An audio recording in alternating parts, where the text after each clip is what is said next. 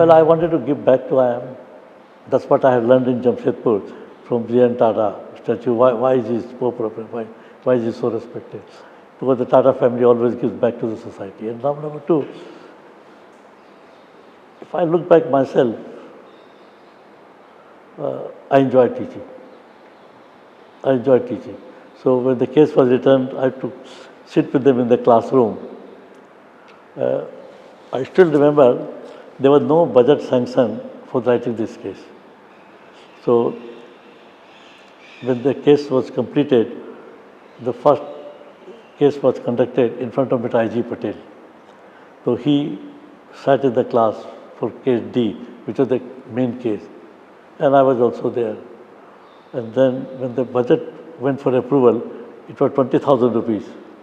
So Mr. I.G. Patel, I gladly approve it. He was so impressed with that case. He approved it. I used to enjoy it.